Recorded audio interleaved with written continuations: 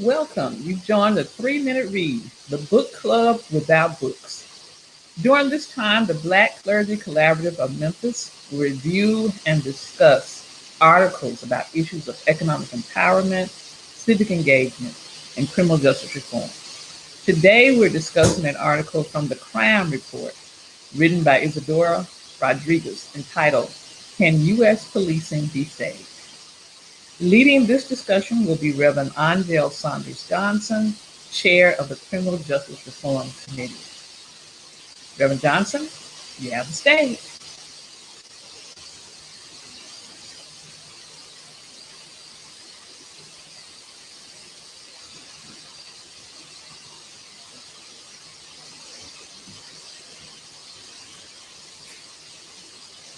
Reverend Johnson, you're on mute. There we go. Good evening. Thank you. With sound. So I'm honored and I'm excited to be a part of our first 3 Minute Read by the Black Clergy Collaborative of Memphis. And I believe this article is a timely article. Can U.S. policing be saved?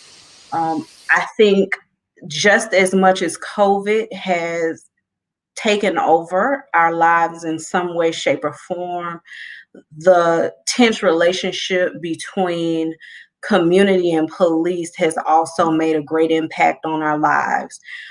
We can't turn on the news. We can't turn on the radio. We can't scroll on our phones and scroll through any kind of news or magazine article in the digital form without seeing something in the news that has happened to help heighten already exacerbated relationships between community and police. So Isadora Rodriguez goes into great detail to bring up issues of the state of policing in our country. And I think that as we look around our local community in Memphis with the onboarding of a new director of police, this article speaks to a lot of issues that we see playing out in the Memphis community today.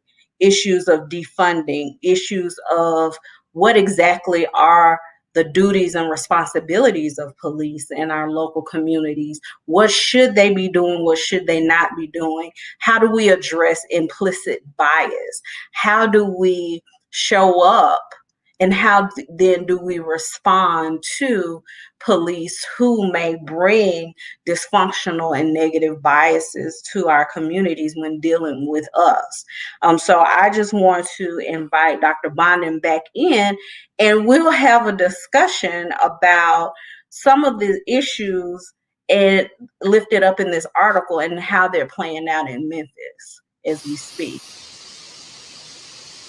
So this article grapples with how to make sustainable changes with policing in an effort to eradicate this severely distressed relationship between police and communities. And we see it playing out in a lot of different ways, mainly in violence against Black bodies, charges not being held up for lack of accountability, confusion on what the police should and should not be doing.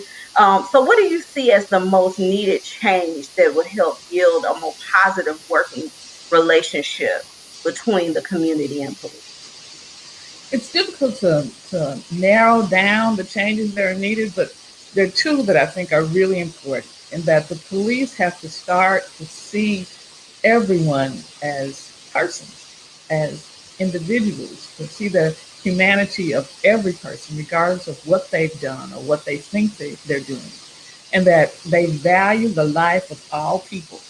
And when you do that, and you understand that everyone comes with a history, there's something that has happened in our lives that may have impacted the way we behave.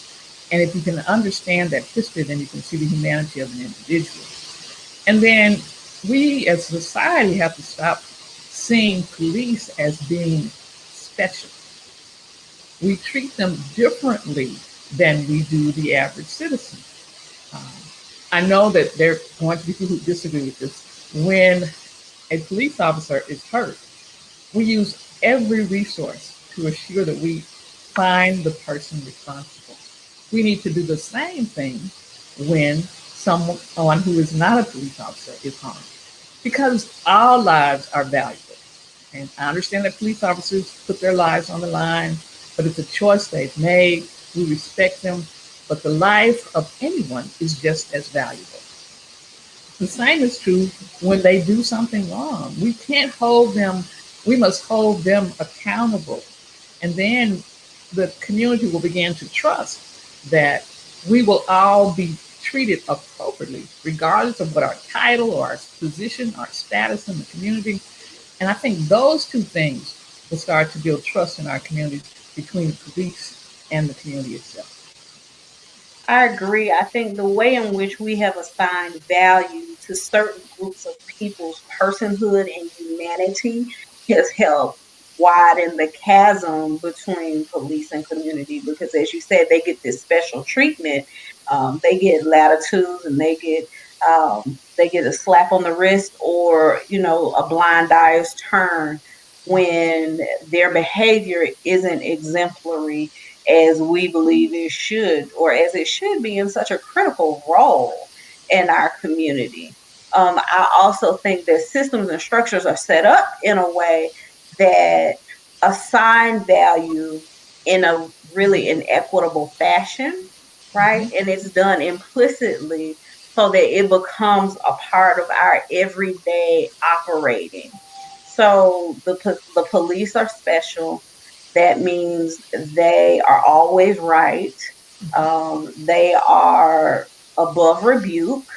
And I must capitulate to that because their life is more valuable than mine as a citizen, especially if I'm a black or brown body. Right, and we see this every day in the way the police enforce laws. You know, when we see young black women who are harmed or missing, little attention or not as much attention is given to their lives as the lives of a young white woman. The same. Absolutely.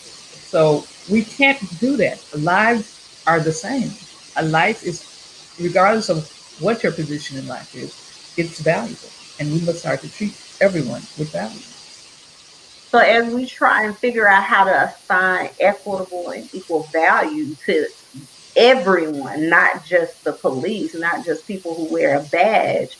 There's a lot of talk, especially in the article, in our local community, in our different government circles, about what does it look like to defund the police? What does it look like to dismantle police? And there's a lot of confusion around what it really means to defund the police. Let's talk about that. Um, People, they really feel strongly about someone saying we should defund the police. But we've been defunding education for years. Yeah. So I'm not a defunder, Mm-hmm. and it's because I don't like the word itself. And I know there are activists who are listening who say, you know, you can't steal our, we choose the words we want to use. And I think you do. But I think it's important if we want to bring other people in to get them to understand what we're trying to say, then the language has to be more specific. Defund, the word itself means to totally take away funding. That's never the intent, in my opinion. We will always have a safety force, a police force of some type. We want that to be as small as absolutely necessary, and that we want them to deal. I want them to deal only with the worst crimes. I want them not to deal with things that they lack the qualifications to address, such as mental health issues. They actually tend to exacerbate those.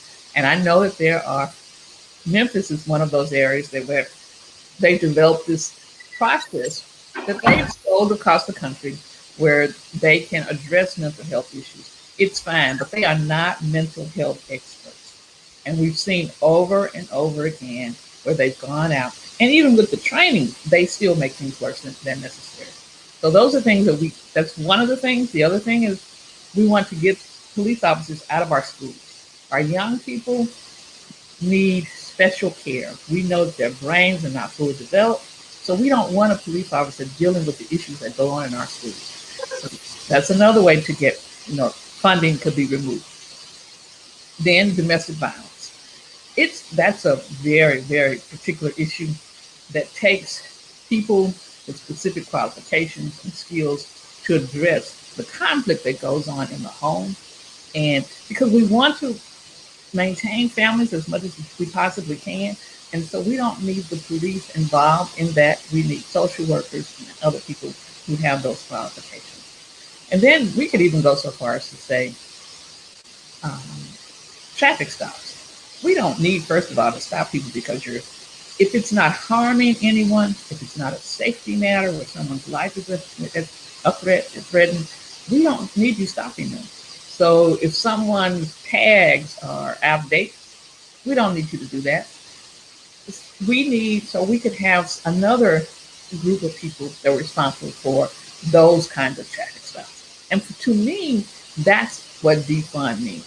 Take funding from the police and put it into social services or other programs where people are qualified to do those things that need to be done. We're asking the police to do more and more things that they're not qualified to do. Let's ask them to do just what they're qualified to do.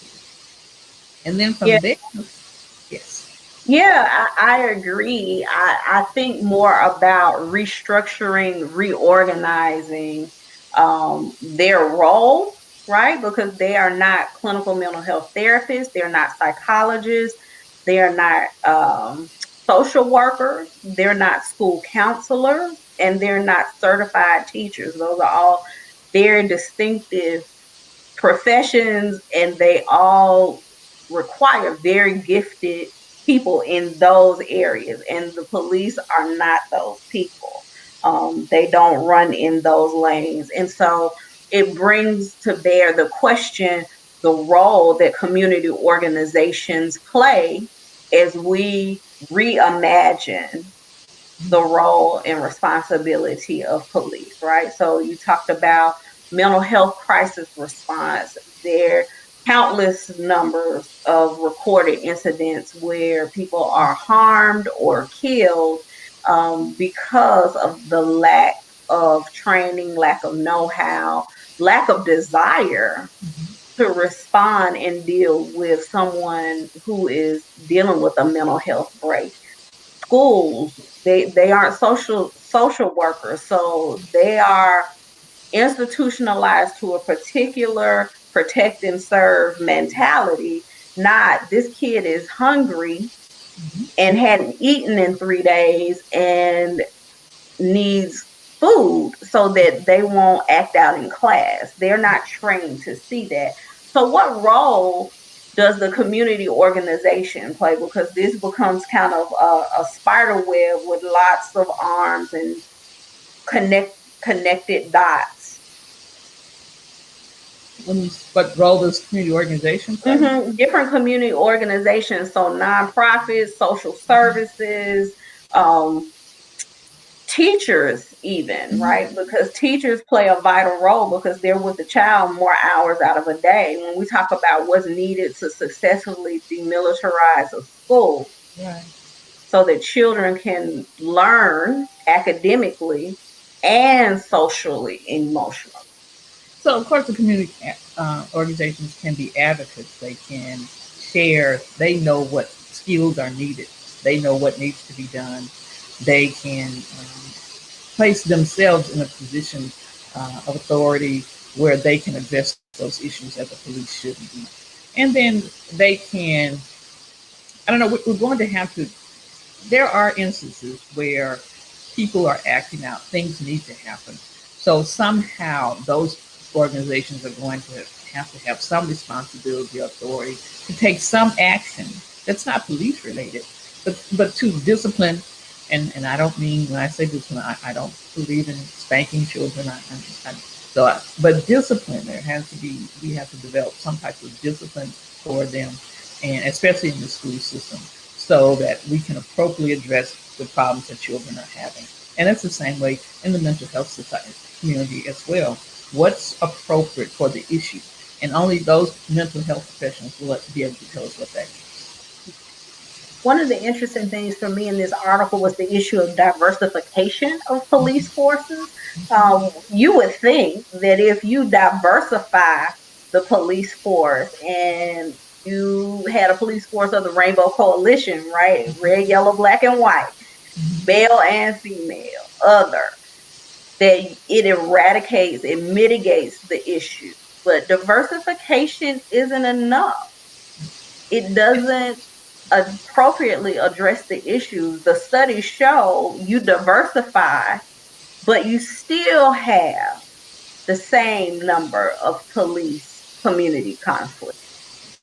Yeah, I think we believe that people of color can be biased against other people of color, and that's simply not true. We know this in our own communities that we are biased against one another, and so the police are no different. They're humans, and so when we bring people of color in to the police, they will be biased against other people. Unfortunately, they will be biased, and they will not see themselves in those individuals. I'm different. I'm not like that person. I'm not low income. I'm not. I wasn't raised in the ghetto. So, but they have those same implicit biases, and so, and then once you bring them to the police culture, which those biases exist, they take on to really to save themselves, to protect themselves. They have to take on a certain culture in order to survive in that culture. So just diversifying isn't going to help. Neither is just cultural training either. It takes a lot more than that. How do we begin to dismantle it? Because we have the issue of implicit bias, right? Whether it is a white police officer or a black police officer, there's the ism still present, a racism, a classism, some sort of elitism, right? That makes them say exactly what you said. I'm not like them. We are different. I am and you are not kind of mentality. So you have the implicit bias, and then you have the lack of accountability because you have this brotherhood, right? This siblinghood, so to speak, where they protect themselves and they protect one another, and the system helps them do that. So how do we wrestle with the issue of implicit bias and the lack of accountability at the same time? Or is it even possible to do at the same time? I'm not sure. I think in some ways we almost have to start over with our police force and that bring in a different kind of officer, someone who comes with a different education, a different. It's not police. It's not military. It's not discipline. It's more help. It's I'm here to help you. More of a social worker mentality. And so those are the kinds of people that I think we need to be trying to recruit to bring into our police force. And then once we get those people in, we need to, like you say, hold them accountable. Um, we are all we all have implicit bias, and if you bring someone in who has, and the word now is woke, who's already woke, they know they have those implicit biases, and so they are aware of them, and they are themselves taking note of how they operate and how they deal with people on a daily basis. So we see this playing out in different urban settings, major cities, but we also see this playing out in Memphis, right? We have a new director of police now. She is not a native of Memphis, and I know there was some contention around that. And I find it interesting how, as you say, somebody may not like this word, how incestuous that system can be. We only want to pull from within. They're not one of us, so we have to have somebody from here, and that can be very detrimental, right? But because we become myopic and we are normalized and desensitized to everything that goes on around us, which means we become um, numb to the dysfunction and to the problem. So as we try and find and create structures that hold police accountable, that bring the right gifts, helping giftings, problem solving, solution oriented giftings, not just military combat gifting. How do we see that playing out in Memphis now? So first, I'm not a native Memphian, and so I have an opinion about that. And that if you if you've only lived in Memphis, then you know Memphis. There are skills that one can develop and experiences that you had in other places that you can bring to Memphis and improve Memphis. So I'm not one who believes that it must come from internally.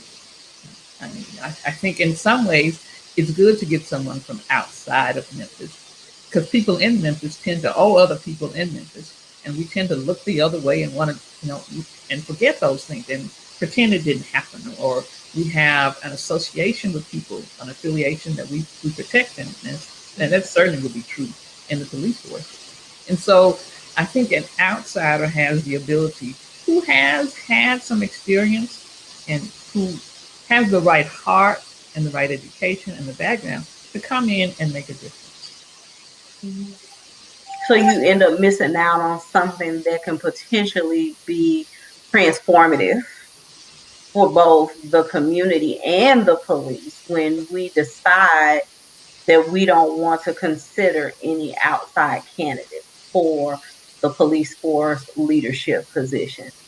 The There's other, no saying that if you continue to do what you've always done, you're going to get what you've always gotten. And so correct, you and know what you've already gotten. Yeah. correct, and we keep seeing it, right? And it's a cycle that people are not willing oftentimes, and not just in Memphis, but in Atlanta, in cities in California, in New York, in New Jersey, time and time again, we see where the repetitive cycle of what is always being done yields the same dysfunctional negative result. And the ultimate sacrifice of that are the bodies that are being lost, the lives that are being lost on the extreme end. The other thing that I appreciated about this article was the mention of civilian oversight boards in different cities. So we have Clergy here in Memphis. There's a civilian oversight board in Nashville, and all across the country, there are these different kind of boards and groups of people who are put in place to hold the police accountable. They have hearings, they kind of arbitrate and mediate. Some of them have subpoena power, some of them do not. But the article mentions that many times, most times, civilian oversight boards are comprised of people who are handpicked by the mayor, the head of the police department, either the director or the chief. And so they are beholden and they are loyal to those persons, the mayor, the police chief, or whomever who put them in those positions. And we constantly like tout that we have clerk, we have civilian oversight board, but the data shows that they're very ineffective. What are some ways you think we can start dismantling and restructuring that board so that it really is effective? So, as you know, there's never been a recommendation by CLERB that's been accepted by the police director. And so that's one of the issues here. A recommendation by CLERB should not have to be accepted by the police director. There should be someone else, some person who they report to and who has the authority to review those decisions. And maybe not someone else, maybe a group or a committee of three or something that has to review them so that they're not biased against any particular group, such as the police. So that's one thing. The people who are appointed to these boards, maybe they should not be appointed by the mayor or the police director. There should be another group. When we apply for a job, there's a team of people that look at your resume and your qualifications. And that's the other thing. There ought to be some specific qualifications for people who serve on CLERG. and they should be civilians, but they also have some knowledge of regulatory authority and how it should operate. And I don't see that happening there as well. And and then the person who is chair of clerk or the people who serve on clerk should not be from the police force.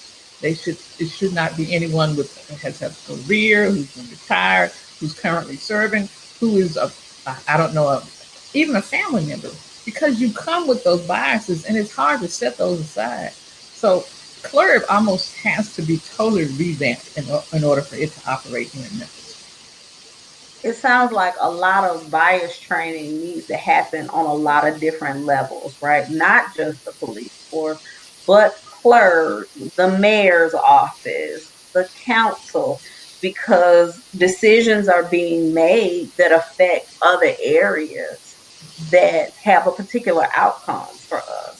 So clerk, civilian oversight boards are really rendered useless when people are cherry picked as a favor, because then I owe you, Mr. Mayor, or I'm a 30-year veteran, retired veteran of the police force, and I view those cases through a particular lens.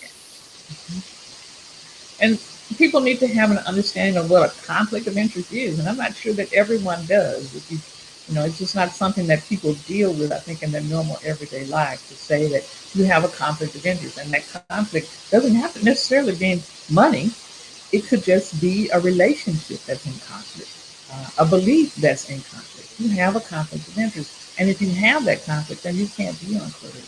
Because if I were someone who was filing a complaint and I went to the clerk, I want to know that you're going to listen. You're going to review my complaint without bias as much as possible. And I can't do that if I know that you're friends or you're close to someone in the police department or in the mayor's office. I just can't see it. Or you're a retired officer, or yourself who feel very close to many of the people you served with. So it becomes this kind of dog and pony show. As we talk about how do we stop violence, how do we improve community relations, we have to actually put in some hard work and make some hard decisions in a lot of different spaces, on a lot of different levels. But that becomes hard because you always follow yourself and you always bring yourself in the room. So what do you think it's going to take to actually start dismantling some of these dysfunctional structures so that a new model of police can be formed where they are better informed, they are better trained, their roles and responsibilities are better focused so that they can focus on their job and not having to be a social worker or a teacher or a mental health counselor and such? I think that everyone involved we have to define what it means to have a safe community. And then we go from there. For example, we talked about traffic stops before. I don't feel safer just because you stop someone whose tags have expired. That doesn't. That's not public safety to me. That's a way of making money. Those you're going to inconvenience that person. Although I know it's a law, it's necessary, but it doesn't impede upon my safety.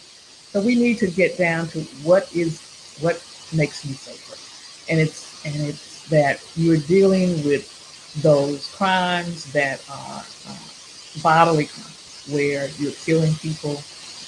Those things make me safer. I know that those are being addressed, and we know that there are only about 5% of all police calls are those kinds of crimes. So address those crimes, and let's deal with the other things in other ways. And that the community we've made so much of life illegal or a criminal act, which really isn't. They aren't criminal acts. We just define them as such. They're man-made acts. And we could redefine what those crimes are and how they are addressed. So that's, to me, what is the basics that we need to be safe. Mm-hmm. So as we get ready to close out, it through, going through this article in our discussion, is very apparent that it takes a lot of cooperation and collaboration from a lot of different groups to sustainably reform and save the police. So, as the executive director of Black Clergy Collaborative of Memphis, tell us a few ways that our citizens can participate in this ongoing, long, arduous process. So first of all, there's civic engagement, in that we all should be attending, whether it's virtual or in person, city council meetings, county commission meetings, the club meetings. We should all be attending anything that informs us about what's going on in our community, and especially what informs us about what's happening with the police. We should be educating ourselves about what is use of force, and then defining what use of force for the community. And and the most important part is read. We're talking about reading articles. There are books that one can read, and I'm sure you could provide a list of them to better educate yourself about what good policing is. And then we need to understand the history of policing, and that it came out of slavery, and why we have these police forces in the first place. It was to protect white people from the black slaves, to try and separate them, and that has continued. And so when we understand that context, we understand how we got to today. And so that's what citizens need to be doing, educating themselves and expressing their concern, and trying to figure out what it is they need to be safe, and their neighbors to be safe, and thinking of each other in the most humanistic way, that we're all humans, we've all made mistakes, and and so we shouldn't throw anyone away. So in any way they can, educate themselves and participate in the process, right? Black Clergy Collaborative of Memphis is working on a lot of avenues to open doors for education and civic engagement, so that we can do the work of criminal justice reform, so that when we speak at the tables where decisions are being made, our voice as a people are heard. So we are at our half hour. I am excited for what the future 3-minute reads will hold for us. I think this is part of us educating, right? Opening the doors of conversation and bringing to bear the conversations that are probably happening in the corner, right? And so we bring that to light and say, this is an issue for us all. Let's bring it out of the barber shop and the beauty shop and put it on Facebook. That's right, because everybody gets their news from Facebook. So here you go. Well, thank you, Dr. Bondon. This has been great. I look forward to what we plan in the future. Black Clergy Collaborative of Memphis is on the move. Email us. What's our email address for anybody that wants to get information about joining? It's blackclergycollaborative@gmail.com. And we're going to be holding these 3-minute reads. We're still working on that. It'll be every 2 weeks or every month, but we will post it, what we're going to be addressing, on Facebook Live. So follow us at Black Clergy 901 on Facebook, on Instagram, on LinkedIn, you name it, we're there. On Twitter, Black Clergy 901. All right. Well, good night. Thank you. Thank you. Good night.